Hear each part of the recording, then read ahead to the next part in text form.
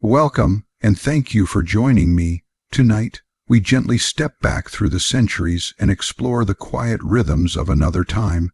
Settle in, let the day slip away, and together we'll drift into the story as we dive into how medieval peasant women actually lived.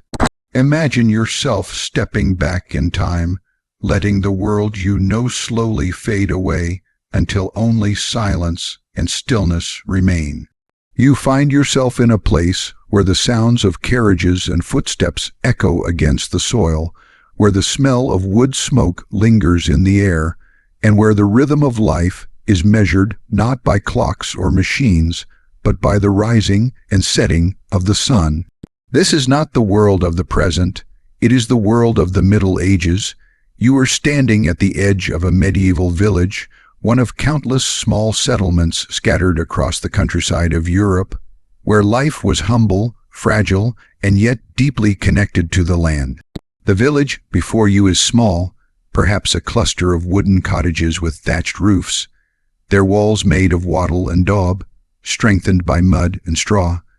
Smoke curls lazily from holes in the rooftops, drifting into the early morning sky. Chickens peck at the ground near doorways, and the occasional pig trots past, snuffling through the earth for food.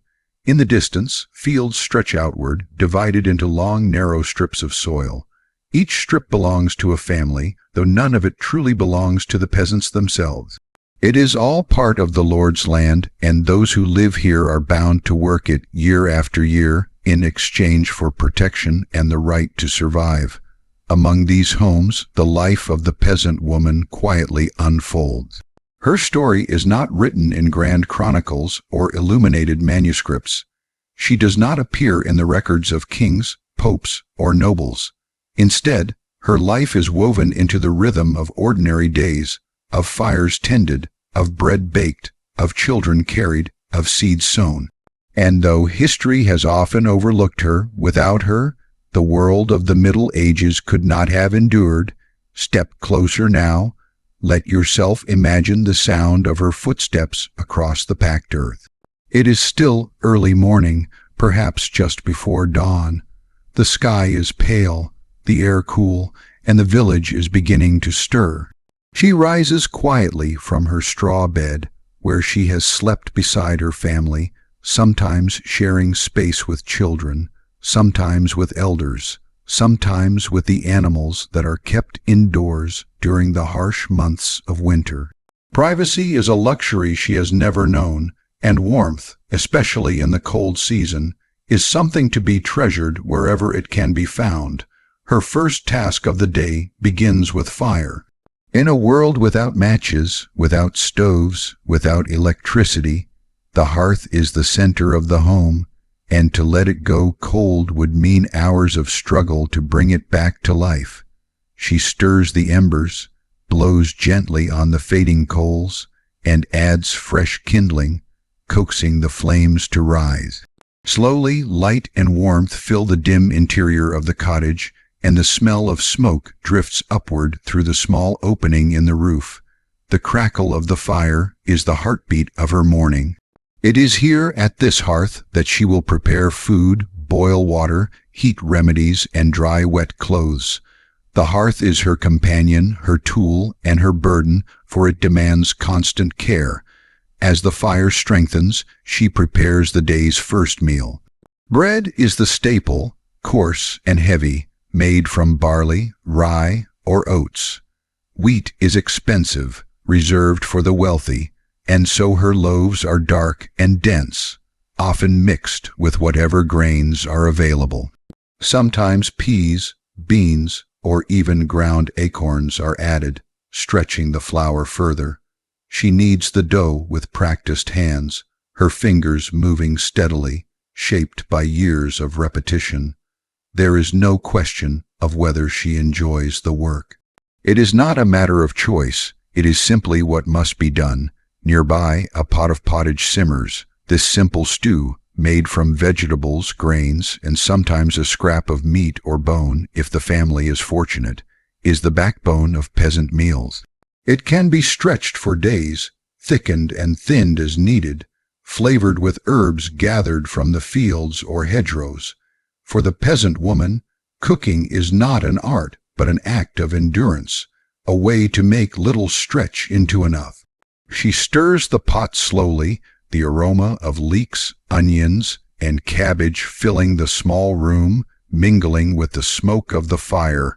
Outside, the village is stirring to life. She hears the distant sound of a rooster crowing, the bleating of sheep, the bark of a dog. Other women, her neighbors, are beginning their days too, stepping out to fetch water from the well or to gather wood from the forest's edge. Life is not lived alone here. It is shared, interwoven, dependent on the community. In hardship and in celebration, peasants rely on one another, for survival leaves no space for isolation. The peasant woman steps outside now, perhaps carrying a bucket of scraps to feed the pigs or a basket of laundry to wash by the river. The earth is damp beneath her feet, and the air carries the scent of dew and soil. Around her, the cottages form a rough circle, a small cluster of life surrounded by fields and meadows. Beyond those fields, the forest looms, mysterious and dark, filled with both resources and dangers. She knows its paths well, for she has walked them many times in search of firewood, berries, or herbs. The forest is a place of sustenance, but also of fear, for wolves still roam and spirits are said to linger in the shadows.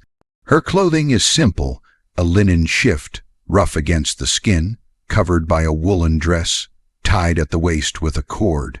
Her feet may be bare in the warmer months, or wrapped in simple shoes of leather when the weather turns cold. On her head, a veil or kerchief covers her hair, both for modesty and for practicality. Her garments are not new, but patched and mended, worn down by years of use.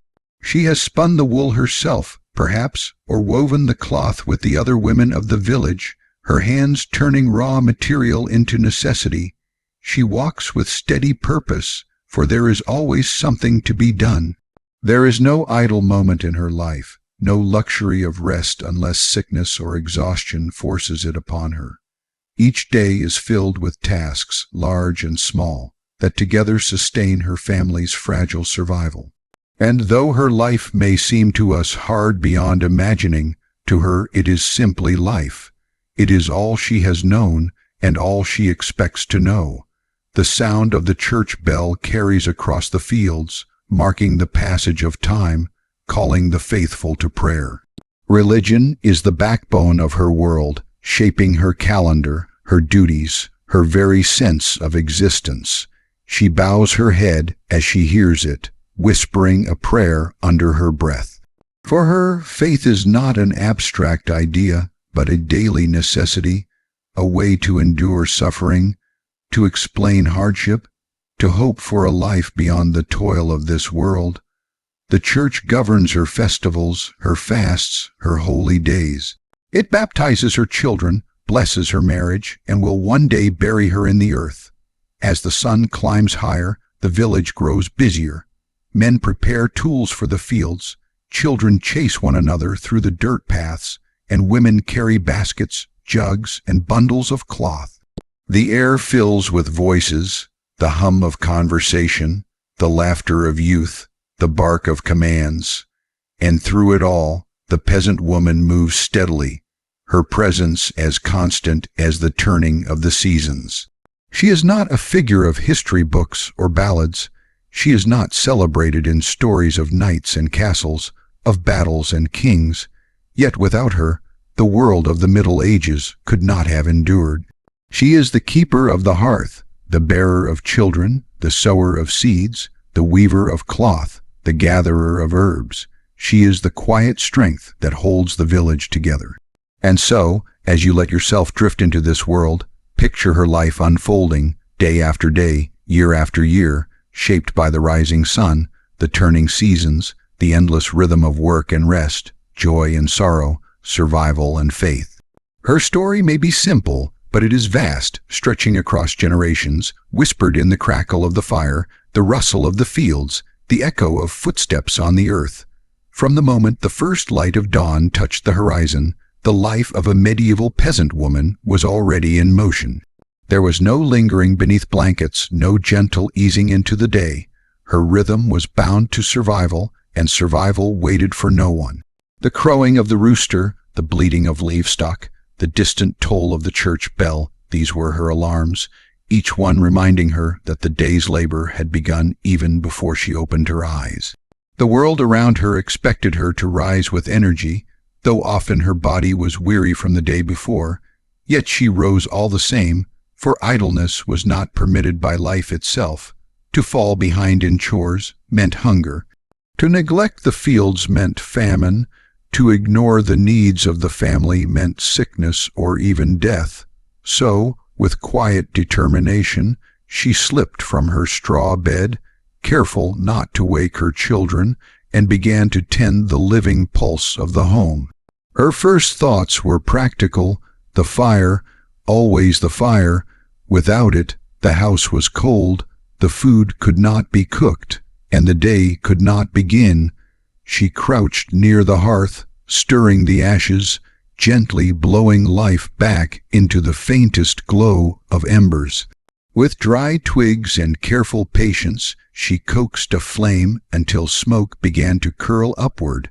The crackle of fire was more than warm, it was survival itself.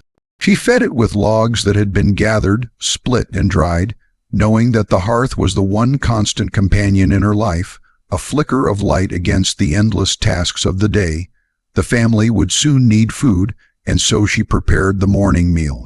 This was not a feast, not a display of flavors or choice, but a necessity. Bread, always bread, coarse and heavy, was placed near the fire to warm, made from barley, rye, or oats. It was dark and rough, filled with grain husks that scratched at the throat.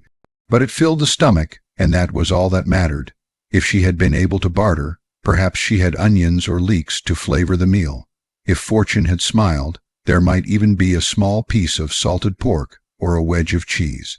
Yet most mornings were humble. A pot of pottage, slowly simmered from the night before, would be stirred once more. Thick, plain, and repetitive, it kept the family strong enough to face the fields. Her children stirred as the smells of food filled the cottage. They were dressed in simple linen shifts, their hair tangled, their faces smudged from yesterday's play. She ushered them toward the fire, wrapping shawls or scraps of wool around their shoulders to ward off the morning chill. Her voice was gentle but firm. There was no room for whining or refusal. Food was too precious to waste, and energy was too essential to squander. They ate quietly, the sounds of chewing and slurping filling the silence as she moved about the home, preparing for the long day ahead. For her, the day was divided not into leisure and labor, but into a continuous stream of duties that flowed one into another. Each task was necessary, each responsibility a thread in the fragile fabric of survival. The idea of separating women's work from men's work was distant. In her world, the boundaries blurred constantly. She worked in the fields when hands were needed. She repaired clothing when it tore. She cared for animals when they sickened, and she carried water when the buckets were empty. Her labor was both endless and invisible, its value rarely spoken of, yet without it the village could not have functioned. She stepped outside now, the cool air meeting her skin, the light of the morning sun revealing the textures of the village. Chickens clucked and darted at her feet as she carried scraps to scatter for them. Their eggs were a gift, small treasures in the household diet, though often they were sold or bartered rather than eaten at home. She checked the pigs, sturdy creatures that rooted in the earth with snouts, fattening slowly until the season came for slaughter. Livestock was both a burden and a blessing, demanding constant care, but offering sustenance in return. Beyond her yard, the fields awaited. Narrow strips of land stretched in long, uneven rows, each belonging to a family but bound together in communal effort. Today, perhaps she would help sow seeds, her hands scattering barley across the furrows while others followed with hoes and rakes to cover them. On another day, she might bend low to pull weeds or swing a sickle during harvest, sweat soaking her back beneath the summer sun. The labor was heavy, yet it was shared. Men and women, young and old, all took their place in the endless cycle of planting, tending, and gathering. Without her work, her family would starve. Without the work of all women, the village itself would collapse. The physical labor was demanding, but it was also repetitive, the kind of work that lulled the mind into quiet endurance. As her hands moved, she thought of her children, of the coming winter, of the saints and the Virgin Mary, to whom she whispered small prayers beneath her breath. She prayed for rain when the earth cracked dry, for sun when the fields were drowning, for mercy when hunger crept close. Faith was not an option for her, it was the thread that bound her to hope. As the day unfolded, the tasks shifted. When the fields were tended, she might turn to spinning wool, her fingers twisting fibers into thread that would later be woven into cloth. The spinning wheel was a rarity. More often she used a spindle and a staff, carrying it with her even as she walked, for no moment could be wasted. Each strand of yarn was precious, each garment a shield against the cold months ahead. She mended torn tunics, patched holes in stockings, and stitched rough cloaks, her needle flashing in the dim light. Her family might never look fine, but they would be clothed, and that was enough. She also became the healer of the home, for there was no doctor at hand, and even if there were, his price would be far beyond her reach. Instead, she relied on knowledge passed down through generations of women, the use of herbs and plants, the careful brewing of teas, the application of poultices, chamomile to soothe fevers, nettle to strengthen the blood, willow bark to ease pain. She gathered these plants herself, walking the hedgerows and forest edges, her eyes trained to spot the useful among the wild. In her hands, the knowledge of healing was both power and responsibility, a fragile barrier against the constant threat of sickness. The children required her constant attention as well. She wiped their faces, corrected their manners, and watched them closely as they played near the edges of fields and rivers. Many of them would not survive to adulthood, a truth she carried with quiet sorrow. Disease, accident, and hunger claimed lives without warning. Each cough, each fever, each fall brought a wave of fear, and yet she carried on, nurturing with what little she had, pouring her strength into her children in the hope that some would outlive her. Her marriage, too, was part of her daily burden and her daily strength. Bound to her husband by the church, she was expected to submit, to labor beside him, to raise his children, and to keep his household. Love may or may not have been present, for marriages were not always of choice but of necessity, yet partnership was essential. Together, they carried the load of survival. Together, they bore the hardships of bad harvests, harsh winters, and lordly demands. Sometimes there was kindness, sometimes tension, sometimes even cruelty, but always there was dependence. Without one another, neither could endure, and so the day stretched on, unbroken by leisure, filled instead with cycles of labor. Fetching water from the well, kneading dough for the next meal, tending to animals, scouring pots, teaching children to spin or sew, sharing work with neighbors, and offering hands when others were in need. Her value was not measured in wealth or recognition, but in the very survival of her family. She was the backbone, the unseen force that kept the fragile structure of life from crumbling. Beyond the warmth of the hearth and the duties of the household, the medieval peasant woman's life stretched outward into the open fields, where labor was shared by every able pair of hands. The village depended not only on men, but on women as well, for survival was too heavy a burden to rest on one gender alone. To imagine that her place was limited only to the home is to misunderstand the reality of her world. In truth, she was both keeper of the hearth and worker of the land, and without her presence in the fields, the fragile balance of food and labor would collapse. As the sun lifted higher in the sky, she would step out into the strip of land allotted to her household, carrying tools that had been repaired countless times. The plow may have belonged to the men, but the sowing of seed, the weeding of soil, and the carrying of baskets fell as much to her as to her husband or brothers. She bent low to the ground, scattering barley or oats into the furrows, her fingers releasing grain in an even rhythm. It was not glamorous, not even particularly skillful, but it was essential, for every seed carried the hope of a future loaf of bread. At times, her children trailed behind her, small hands helping where they could, though their efforts often slowed her pace. Yet she let them learn, for they too would one day carry the weight of the fields. The older ones might be given baskets to collect weeds or stones, while the younger ones played in the dirt, their laughter mingling with the steady scrape of hoes and the rustle of soil being covered. Work and childhood blurred together here, for no one could afford idleness. When harvest season arrived, the demand for her labor grew even greater. The village would come alive with the energy of cutting, binding, and gathering, a flurry of motion as every stalk of grain was seized before the weather could turn. She swung a sickle with practiced precision, the curved blade slicing through stems in sweeping arcs. The sun beat down, sweat clung to her brow, and her back ached from bending hour after hour, yet she pressed on. Each bundle of sheaves was tied, lifted, and carried with care, for waste was unthinkable. The harvest was the difference between life and death in the long winter to come. The work did not end in the field.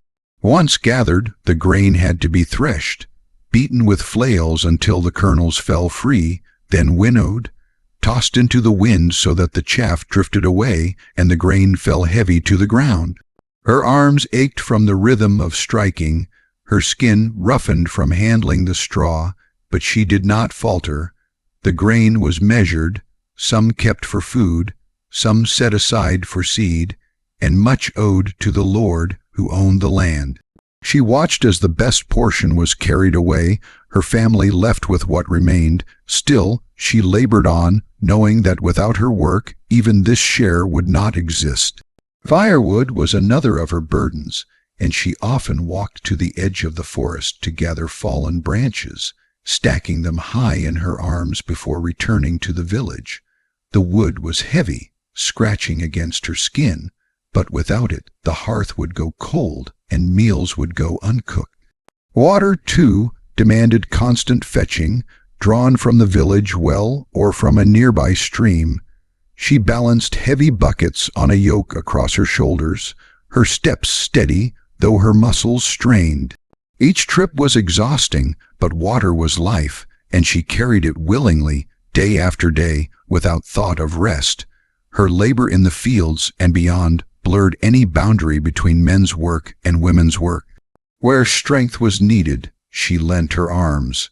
Where endurance was demanded, she gave her patience. She was expected to rise when the sun rose, to toil until it fell, and to continue with her household tasks long after darkness had settled. Her life was not divided into neat hours of duty and hours of leisure. It was a seamless cycle of work that began at birth and ended only at death. The village relied on her in ways that often went unnoticed. If she failed to sow, the field would lie bare. If she neglected the harvest, food would be lost. If she did not fetch water, the home would grow thirsty. And if she faltered in her tasks, her family would suffer. Her hands, rough and calloused, were the invisible force that kept the fragile rhythm of survival turning. Yet there was companionship in this labor. She was not alone in the fields, for other women worked beside her, their voices mingling in soft conversation as they weeded or harvested. Together, they shared stories, exchanged news, whispered prayers, and sometimes sang to lighten the burden of their toil. Laughter could be heard even among the sweat and the strain, for community was as essential as bread. These moments of togetherness softened the harshness of labor, weaving bonds of sisterhood that carried them through hardship. The seasons shaped her work as much as the demands of her household. In spring, she sowed seeds and cared for lambs and calves. In summer, she weeded fields and tended gardens, gathering herbs and vegetables. In autumn, she harvested grain, fruit, and nuts, storing them carefully for the winter ahead. And in winter, when the fields lay silent, she mended clothing, spun wool, patched tools, and kept the hearth alive against the cold. Each season brought its own rhythm, its own burdens, its own rewards, and she moved through them as naturally as the sun moved through the sky. Hunger was always near, a shadow that lingered at the edges of her work. One poor harvest, one early frost, one swarm of pests could undo months of labor. She knew this, felt it in her bones as she bent over the soil, as she cut through stalks of grain, as she carried baskets to and fro. The weight of survival pressed heavily on her shoulders, but she bore it with quiet strength. She did not speak of it often, for to complain would change nothing. Instead, she worked and hoped and prayed, trusting that her efforts might be enough to see her family through. At the end of each day, her body ached from the strain of lifting, bending, and carrying. Her hands were stained with soil, her skin marked by sun and wind, her muscles weary from constant exertion. Yet she returned to her home, to the hearth she had kindled that morning, and prepared once more to feed her family. The cycle of work never truly ended, for as soon as one task was completed, another awaited. Her life was not a story of rest, but of endurance, a steady rhythm of giving and laboring that stretched from dawn to dusk, from season to season, from youth to old age. Still, in this endless labor there was dignity. Her work was not celebrated in songs or recorded in chronicles, but it was the foundation upon which all else rested. Kings and knights might wage wars, priests might preach sermons, merchants might trade goods, but without her work in the fields and her hands at the hearth, none of them could survive. She was the quiet strength beneath the great movements of history, the unseen force that sustained the world. As the day unfolded and her labor in the fields and home continued, the medieval peasant woman's hands turned to another kind of work, quieter but no less vital. After tending the soil and feeding her family, she sat by the glow of the hearth or near the light of a small window and began to spin, weave, and stitch. Her world was woven quite literally through threads, for clothing was not something purchased or easily replaced. Every tunic, every cloak, every blanket came from long hours of labor, beginning with wool or flax and ending in garments that held warmth against the cold. She had no great loom of polished wood, no spinning wheel of delicate design, at least not in these earlier centuries. Instead, she carried the simple tools of spindle and distaff, which could be taken anywhere, even into the fields. A bundle of raw wool, washed but still coarse, was wrapped around the distaff, and from it she drew fibers, twisting them into long strands with the spindle. Her fingers moved with steady rhythm, twisting, pulling, letting the spindle drop and spin, then winding the new thread carefully. It was work of patience, and yet she carried it with her always, for every idle moment must be filled. As she walked, she spun. As she watched her children play, she spun. Even when she paused to talk with another woman by the well, the spindle turned in her hand, for thread was always needed, and to waste time was to waste survival. When enough thread was gathered, it was woven into cloth, sometimes on simple household looms, sometimes in shared village spaces. The cloth was rough, scratchy against the skin, but it was life. Out of it she cut tunics for her husband, small shifts for her children, shawls to drape across her shoulders in winter. She patched what tore, layered new cloth over old, and made each garment last as long as possible. A peasant woman's family rarely had more than 1 or 2 changes of clothing, and so she worked constantly to mend, to reinforce, to preserve.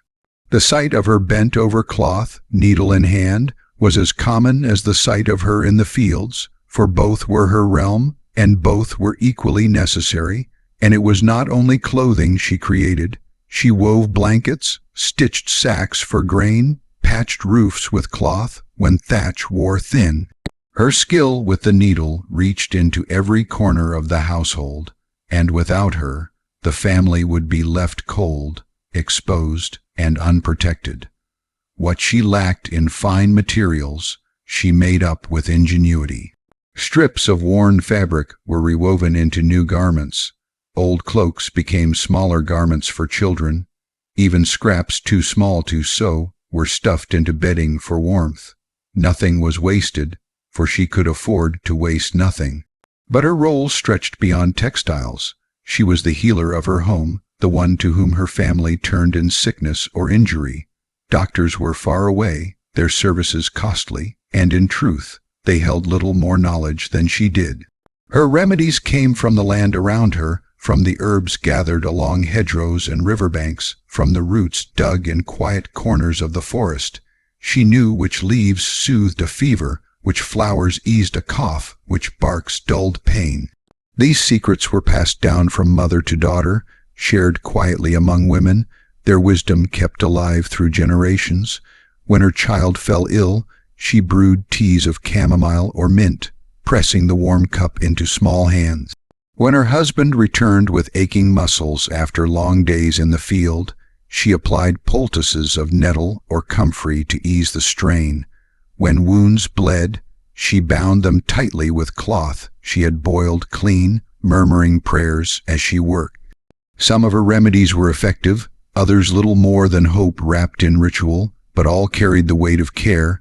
She was not only mother and wife, but doctor, midwife, and nurse, holding her family together against the constant shadow of illness. Illness came often. A fever, a cough, a cut gone bad, all could bring danger. In years of plague, whole villages were emptied, and she would have watched neighbors, friends, and even children taken without mercy.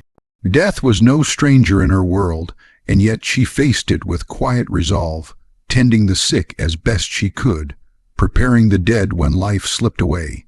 She washed bodies, wrapped them in cloth, and prayed over them, her hands steady even in grief, for there was no one else to do it.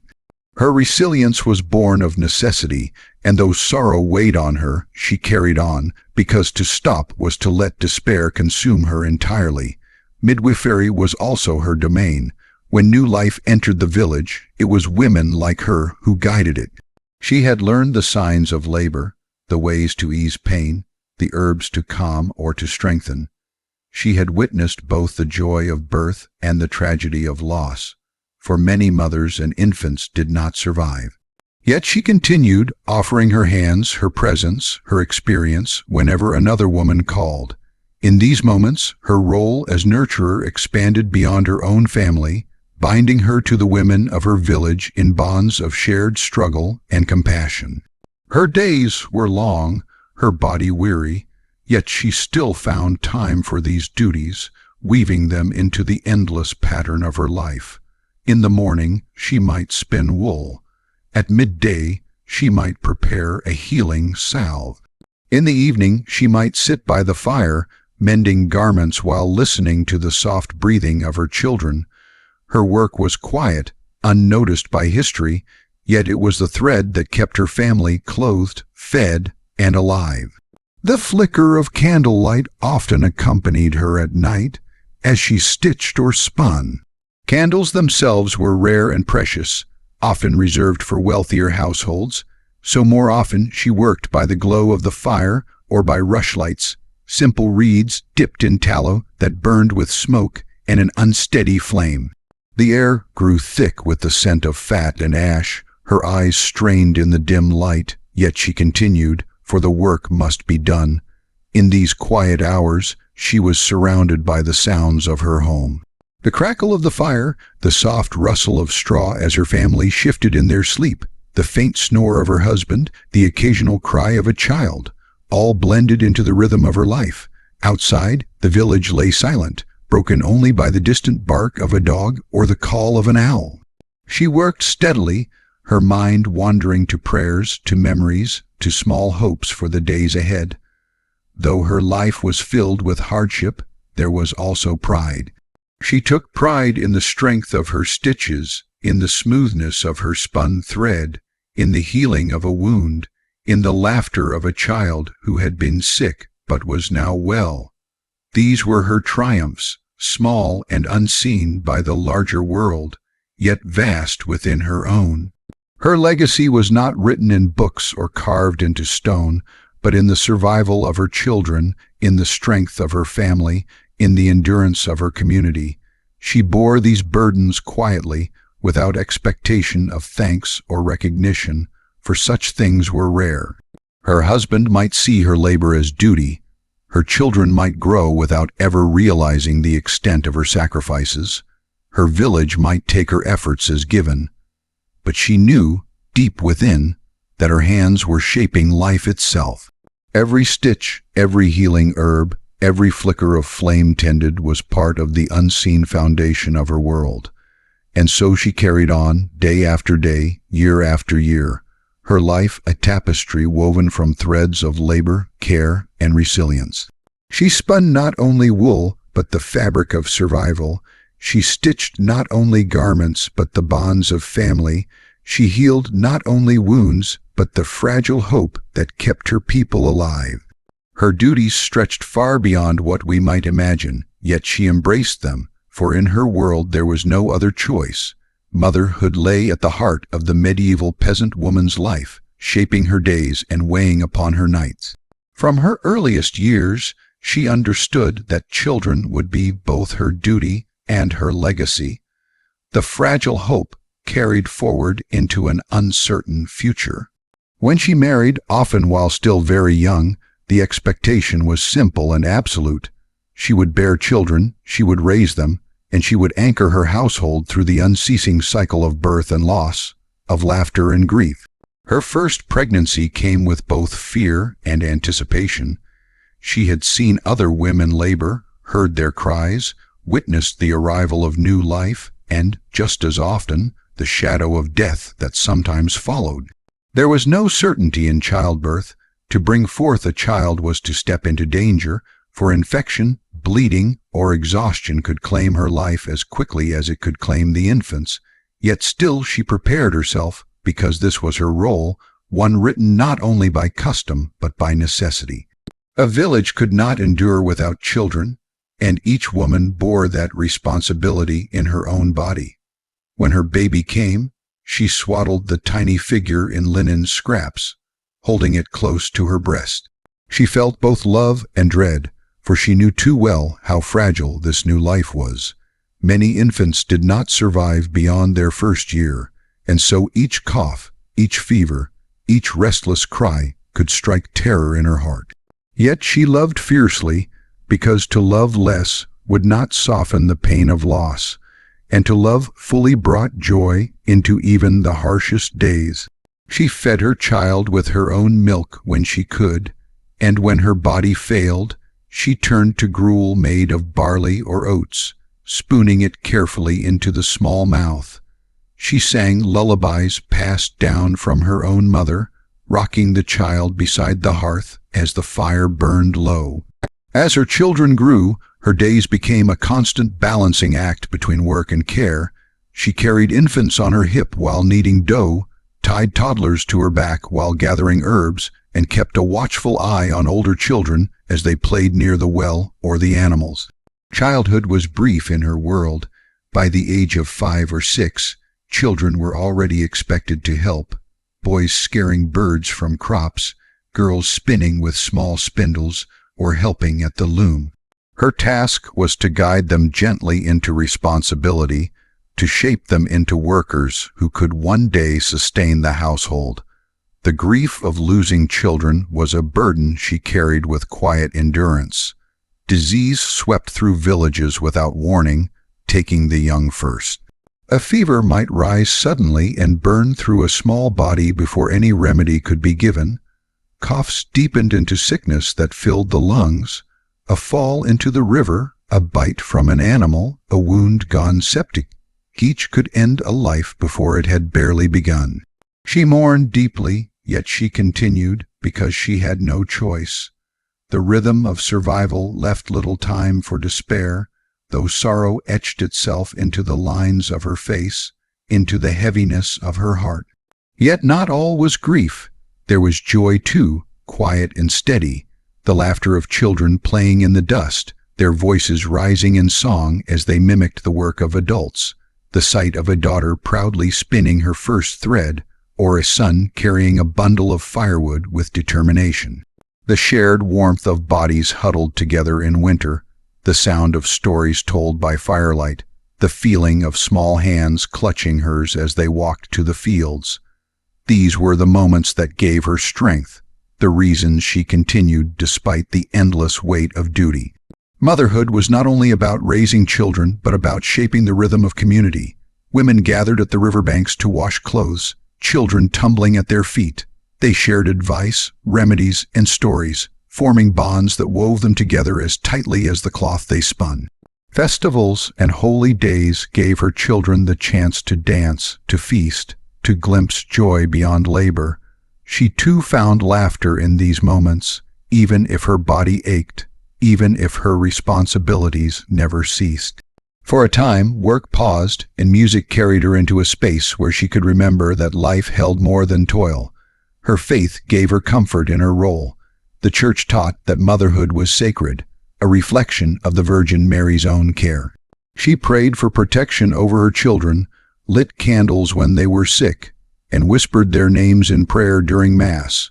Each birth was blessed, each child baptized swiftly, not only as an act of devotion, but as a safeguard against the fear of death before salvation could be granted. Faith steadied her, reminding her that her sacrifices were seen by God, even if they were invisible to men. Discipline was also part of her task, for her children had to learn obedience, patience, and labor.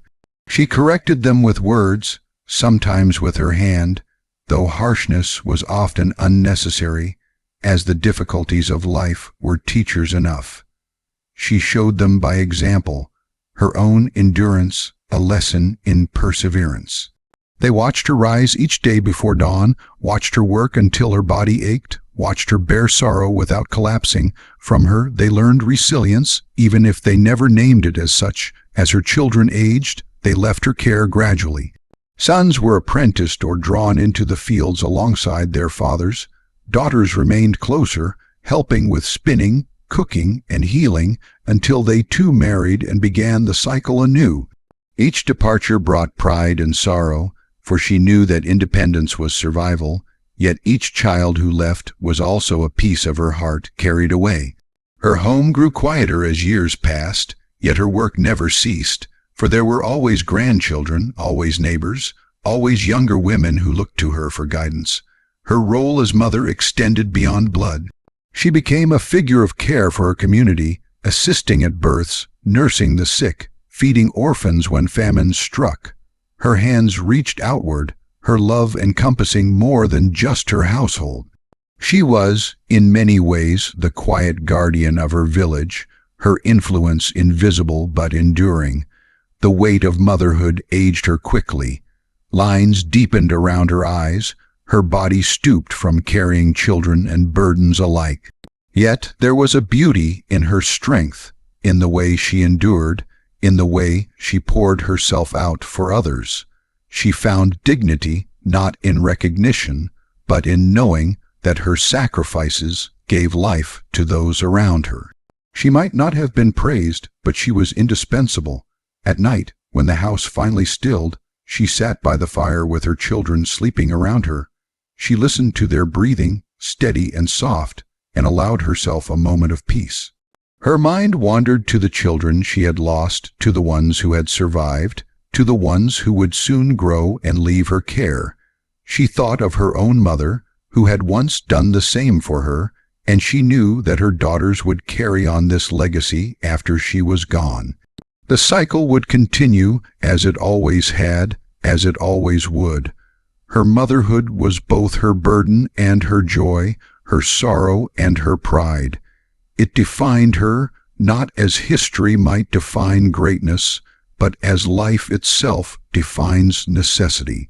Without her, the line of generations would break. Without her, the village would wither. She was the vessel through which life flowed forward, fragile yet enduring, ordinary yet essential. The church shaped every corner of the medieval peasant woman's world.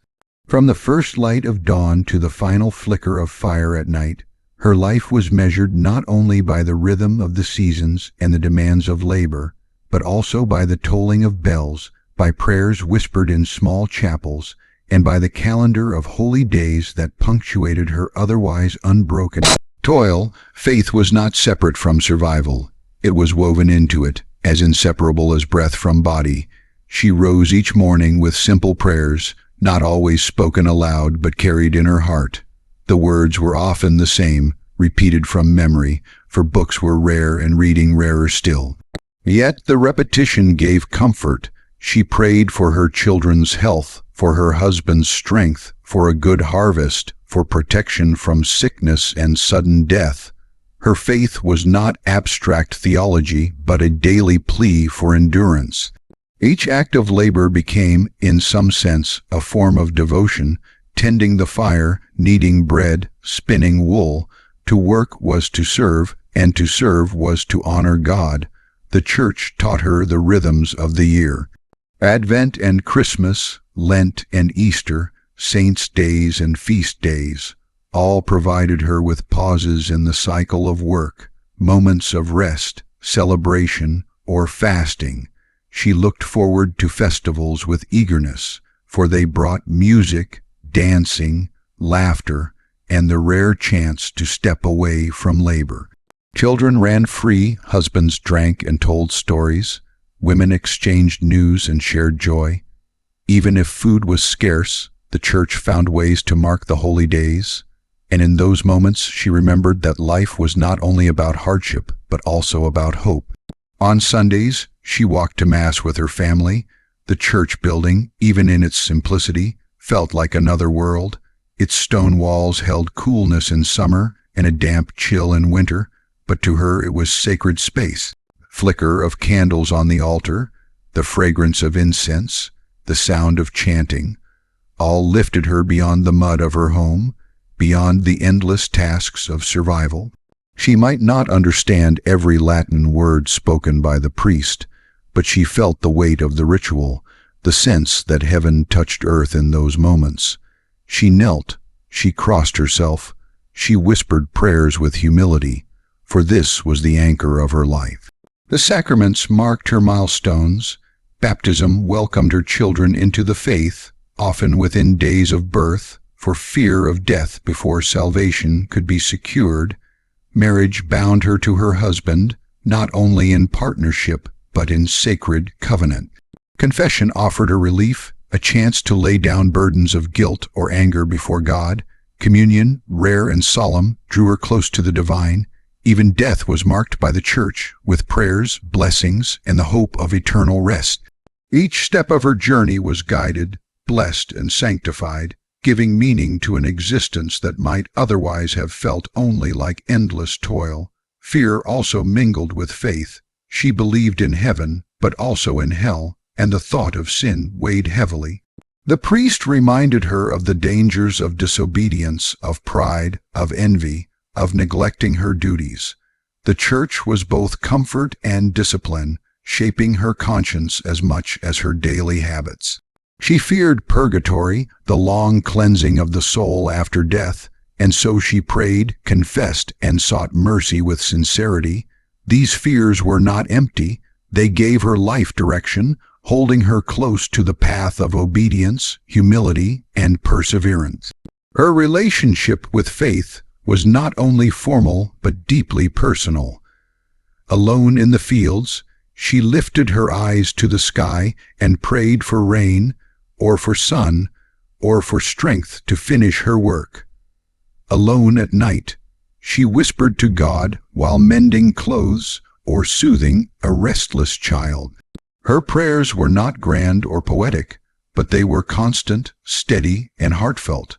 She saw the divine not only in church, but in the rhythm of creation, in the cycles of seedtime and harvest, in the return of spring after the long cold, in the birth of a child, in the mystery of death.